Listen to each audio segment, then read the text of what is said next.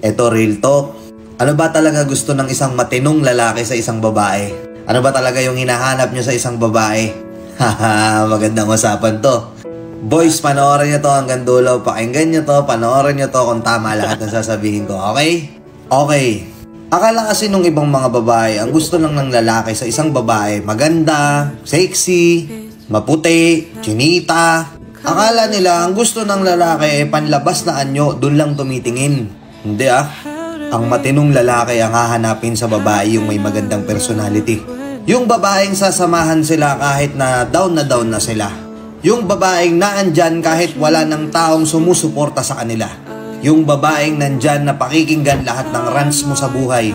Yung babaeng aasikasuhin sila.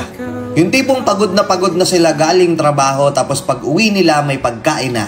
Pagising nila sa umaga bago pumasok sa trabaho yung uniforme nila nakaplansya na. Yung babaeng may pakialam sa kanila. May pakialam at sumusuporta sa mga pangarap nila. Yun ang hinahanap ng matinong lalaki. Yung babaeng hindi papabayaan yung magiging anak nila. Aasikasuhin. Ito pa nakakatawa dito Gusto ng mga matitinong lalaki yung babae na halos parang anak na rin sila ituring. Ang weird, no? Hindi pong papagalitan sila. Masungit yung babae. Mataray. Yung babaeng malakas ang kutob na magbibigay ng opinyon kapag napapansin nilang medyo padalos-dalos ka na sa desisyon. Yung babaeng aasikasuhin at mamahalin sila. Susuportahan sila sa mga pangarap nila. Hindi sila kokontrahin. Totoo mga tol, diba? Kasi yung ganda lumilipas yan Kukulubot yan balang araw. Yung buhok niyan puputi. Yung itsura niyan nung bata siya, hindi yun mape-preserve kasi tatanda yan. Pansamantala lang ang panlabas na kaanyuan. Tatanda din sa huli. Pero yung personality, yung ugali, yun ang hindi mawawala. At yun yung daladala habang buhay.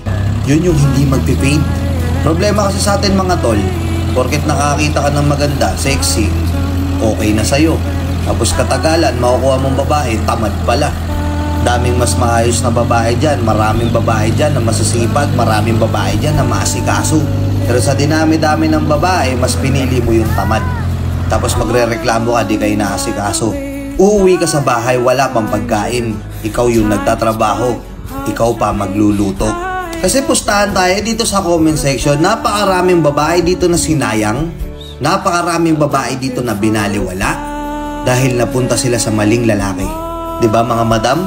Kapag yung lalaki bumabase pa rin sa itsura, wala na silang pake kahit toxic yung ugali ng babae, hindi pa matured mag-isip yan. Hindi pa future iniisip niyan. Iniisip niyan pan-trophy lang kayo. Pansamantala. Mga tol, diba bonus na lang yung ganda? Importante pa rin para sa atin yung personalidad, diba? Kaya oo, piliin mo yung lalaking sasabihan kang maganda hindi lang sa panlabas mong itsura. Sasabihan ka din niyang maganda dahil maganda yung personalidad mo. Maayos yung pag-uugali mo. Mga tol, kapag nahanap na natin yung ganong klaseng babae na aasikasuhin tayo, wife material. Brad, ingatan mo. Ibigay mo yung time, ibigay mo yung love, ibigay mo yung effort. Suklian mo lahat ng sakripisyo niya. Promise magtatagal kayo.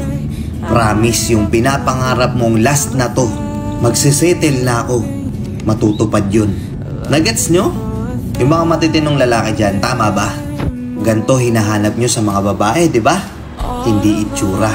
Hindi puro paganda lang pero wala naman talagang tira. Puro paganda lang pero pagdating sa anak ng gigitata. Napakaraming babaeng maayos at maasikaso. Oo, bonus na lang yung ganda. Nagets nyo? Thank you and peace out.